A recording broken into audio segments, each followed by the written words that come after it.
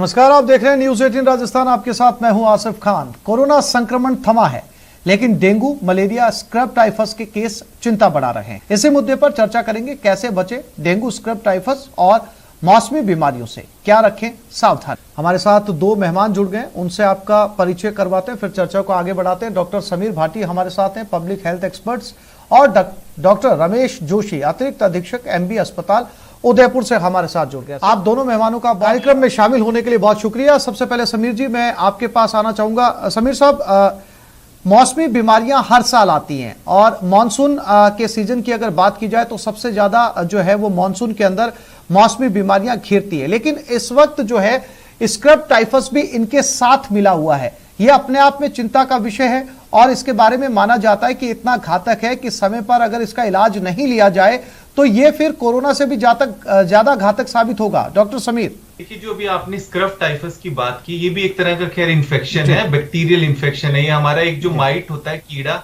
ज्यादातर ये आपके खेतों में, झाड़ियों में, मतलब थोड़ा जो मॉइस्ट वाला एरिया होता है, ये बारिश के बाद ज्यादातर ये हमेशा अक्सर दिखता है। तो इसके अंदर जो अंडे से जो लार्वा बनता है, मतलब बेबी माइट होता है, वो उसके काटने से ज्यादातर ये हो जाता है। इसके अंदर अब सिर्फ दिक्कत ये आ जाती है कि कई बार वो लोग सिम्टम्स को डिफरेंशिएट नहीं कर पाते, क्योंकि सिम्टम काफी सारे कॉमन भी होते हैं। ज्यादातर जब भी इस तरह की जब वो बाइट करता है, काटता है, तो 10 दिन के अंदर इसके सिम्टम आते हैं। बस समझ लेना इसमें ये जरूरी है कि जैसे हम बात करते हैं कि बुखार भी होगा, हेडेक भी होगा, बॉडी एक भी होगा, पर जो जॉइंट पेन वगैरह है और वो सब इसके अंदर नहीं होता है। तो ये थोड़ा हमें, और जहां पे उसने काटा है वहां पर एक निशान बनेगा आपका, दाग सा, ना, तो इन चीजों को थोड़ा ध्यान रखना जरूरी है। और बाकी इसके लिए भी जांच उपलब्ध होती है, वो जांच करा के किया जा सकता है। और जैसा आपने बताया कि हमेशा प्रिवेंशन बेहतर रहता है, तो जितना जल्दी हम इसको डायग्नोज कर सके उतना जल्दी इसका ट्रीटमेंट शुरू हो सकता है। और रही बात जैसा कि प्रिवेंशन की, तो इसके लिए भी प्रिवेंशन के लिए हमें वही ध्यान रखना है कि बिल्कुल हमें इस तरह की जगहें, जैसा मैंने बताया, खेत, जंगल, झाड़ी और ऐसी जगह पे हम जा रहे हैं, घास में हम पैदल चल रहे हैं, यहाँ थोड़ा हमें सावधानी बरतने की जरूरत है कि हम पूरे कपड़े, फुल स्लीव्स के कपड़े वगैरह पहने, जूते पहन के जाएं। ये सब चीजों का हमें विशेष ध्यान रखना, और खासतौर पे बच्चों का हमें विशेष ध्यान रखने की जरूरत है। उन्हें भी फुल स्लीव्स के कपड़े और पूरा उनको उस तरह से ढक कर रखें। डॉक्टर समीर, ये तो उन लोगों की बात हो गई, वो लोग प्रिकॉशंस ले सकते हैं जो ज्यादा हरियाली में ना जाएं या फसलों की तरफ ना जाएं, जो आम लोग हैं। लेकिन डॉक्टर समीर, क्या आप किसानों को भी ये सजेस्ट करना चाहेंगे, क्योंकि उनका काम है फसल के बीच में रहना, फसल को काटना, घास को काटना। अब ऐसे में वो जो माइट्स हैं वो वहां पर मौजूद हैं, किसान क्या एहतियात लें?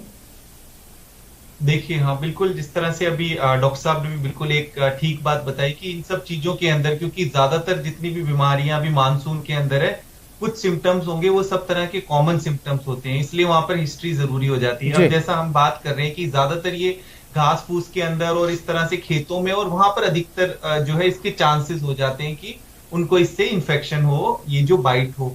तो अब बात करें किसानों का, उनका काम है, उनको जाना है वहां पर, तो यहाँ पर सबसे ज्यादा जरूरी हो जाता है सावधानी।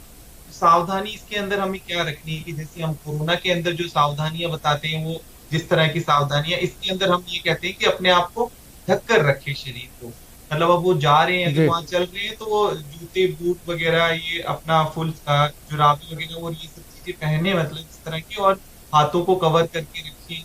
ये जरूरी है। इसका बचाव सिर्फ यही है कि उसी तरह से वो उससे मतलब तभी प्रोटेक्ट हो सकते हैं कि, और खास तौर पे हम ये देख लें कि पर्टिकुलरली उस एरिया के अंदर ये कितना ज्यादा अगर फैल रहा है वहां पे, तो उनको विशेष तौर पर ध्यान रखने की जरूरत है। इसकी सावधानी यही है, बचाव ये कि इस तरह से वो अपने आप को जो है प्रोटेक्ट कर सकते हैं, मतलब फुल स्लीव्स के कपड़े और ये सब पहन। डॉक्टर समीर, चूंकि डॉक्टर रमेश ने जो है वो इम्यूनिटी की बात की, बहुत महत्वपूर्ण बात है। बच्चों की इम्यूनिटी जो है, बच्चे बढ़ती उम्र में होते हैं, लगातार उनकी जो है वो शरीर का विकास हो रहा चल रहा होता है। ऐसे में उनका इम्यून जो है वो किसी भी जो एडल्ट है उससे ज्यादा बेहतर होता है। लेकिन डॉक्टर समीर, ऐसे लोग जो वैक्सीनेशन करवा चुके हैं, जो दोनों डोज ले चुके हैं, वो जो इम्यूनिटी उनके शरीर में डेवलप हुई है, वो क्या स्क्रब टाइफस में काम करेगी, डेंगू में काम करेगी? डॉक्टर समीर। जी नहीं, बिल्कुल इस तरह से नहीं होता। जो आपका स्पेसिफिकली उसमें जो एंटीबॉडीज बनी है, जो वैक्सीन हमने लगाई है कोविड की, वो कोविड से उनको प्रोटेक्शन देगी।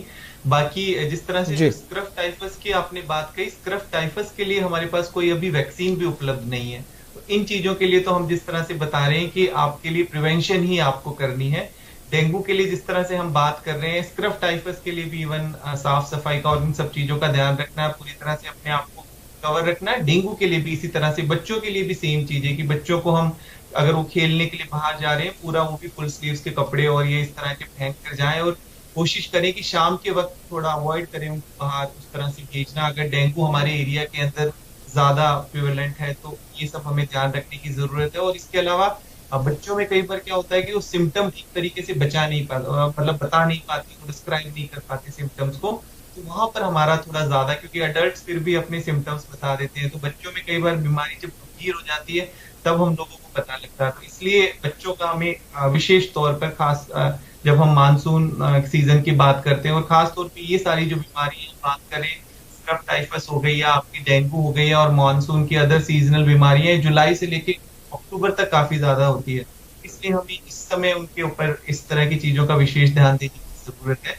कि हम पूरी सावधानियां रखें, और कैसे भी कोई भी सिम्टम आए तो उन सिम्टम्स को हम इग्नोर ना करें, उनके डॉक्टर से संपर्क करें। अगर हाँ बिल्कुल डॉक्टर समीर, ये बहुत महत्वपूर्ण है कि अगर इस तरीके के सिम्टम्स आते हैं तो जो है वो डॉक्टर से जरूर संपर्क किया जाए। डॉक्टर समीर, हम स्क्रब टाइफस की बात कर रहे हैं। स्क्रब टाइफस जो है वो कोई नई बीमारी नहीं है, चूंकि ये घास फूस से आती है, फसलों से आती है, माइट्स उनके ऊपर होते हैं और ये पहले भी काटते हैं, स्किन के ऊपर चकते आते हैं, ये लगातार बना हुआ है।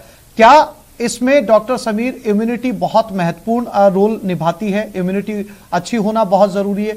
दूसरा, अगर किसी को हो जाए तो उसकी पहचान कर ली जाए, डायग्नोसिस हो जाए कि इसको स्क्रब टाइफस है, क्या उसका इलाज है, उसे क्या खाना पीना चाहिए इस दौरान अपनी इम्यूनिटी को स्ट्रांग बनाने के लिए? डॉक्टर समीर जी बिल्कुल, देखिए जिस तरह से सबसे महत्वपूर्ण हो जाता है, क्योंकि सारी डिजीज के कुछ कॉमन सिम्टम्स है। स्पेसिफिकली हम बात करें अभी ज्यादा, अगर स्क्रब टाइफस के केसेस हमारे पास ज्यादा आ रहे हैं, स्क्रब टाइफस में सबसे इंपॉर्टेंट है कि जितना अर्ली हमने डायग्नोज कर लिया।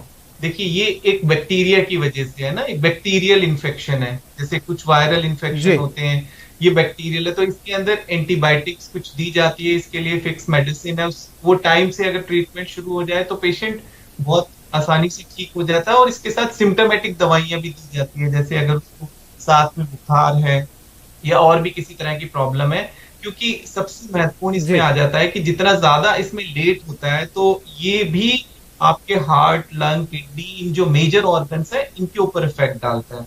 और इसके अंदर जैसे आपने बात की कि ज्यादा जरूरी है कि जैसे डायग्नोस्ड हो जाता है, कुछ पेशेंट आराम से ओपीडी के अंदर जनरली रिकवर हो जाते हैं, पर कई जो पेशेंट्स है जिनका थोड़ा लेट डायग्नोस्ड होता है तो उनको हॉस्पिटल रिक्वायर्ड होती है। तो इसमें सिर्फ यही सब चीजों को ध्यान में रखने की जरूरत है। इसका ट्रीटमेंट अवेलेबल है, इसके लिए कोई वैक्सीन नहीं है। हाँ, बस सिर्फ लक्षणों को ठीक तरीके से जानना है। और राइट, जैसा अभी डॉक्टर साहब ने भी बताया कि कई बार कुछ कॉमन सिम्टम कि डेंगू है, डेंगू के अंदर मोड ऑफ ट्रीटमेंट डिफरेंट है, स्क्रब टाइफस के अंदर बिल्कुल एक तरह का डिफरेंट है। अब कई बार क्या होता है, जैसे आपने बताया कि ओवर द काउंटर वैसे मेडिसिन ले लेते हैं, जबकि डेंगू के अंदर स्पेसिफिकली हम बोलते हैं कि पेन किलर्स आपको नहीं खाने, और लोग इस तरह से पेन किलर खा लेते हैं, और उसमें आपने देखा होगा कि डेंगू में वैसे ब्लीडिंग होने के चांस रहते हैं। तो स्क्रब टाइफस में हमें बस इन्हीं चीजों का विशेष ध्यान रखना है, सिम्टम्स को हम पहचान पाए। इसमें बुखार होगा, हेडेक होगा, बॉडी एक होगा, मतलब शरीर में दर्द होगा, इसमें जॉइंट पेन वगैरह नहीं होगा। डेंगू के अंदर जैसे आंख के पीछे दर्द होता है, वो इसके अंदर ऐसा नहीं होगा, इसमें वॉमिटिंग वगैरह नहीं होगी। तो ये थोड़ा सा हमें ध्यान रखना। और जहां इम्यूनिटी की बात करते हैं तो इसमें सबसे हम बात करेंगे इम्यूनिटी के लिए, सिर्फ जितना हो सके आप बाहर का खाना अवॉइड करें, घर का आप खाना खाएं, घर का पानी पिए, बाहर का कुछ भी चीजें। अभी ज्यादातर मानसून के बाद तो उनमें हमेशा देखा गया है कि जो वायरल बीमारियां वो काफी ज्यादा बढ़ जाती है, कि बाहर का खाने में कई बार इन्फेक्शन होने के चांसेस ज्यादा रहते हैं। अगर खा भी रहे तो साफ सुथरा, आप साफ सफाई का विशेष। डॉक्टर समीर भाटी, डॉक्टर रमेश जोशी, आपने जो कुछ कहा है, उम्मीद है हमारे दर्शकों ने इसे सुना होगा और इस पे इम्प्लीमेंट करेंगे। तो इस समय, मानसून के समय, जो मौसमी बीमारियां चल रही हैं, चाहे वो डेंगू हो, चाहे वो स्क्रब टाइफस हो, इससे बचाव में आपको बहुत मदद मिलेगी। आप दोनों मेहमानों का हमारे साथ जुड़ने के लिए बहुत बहुत शुक्रिया। नमस्कार।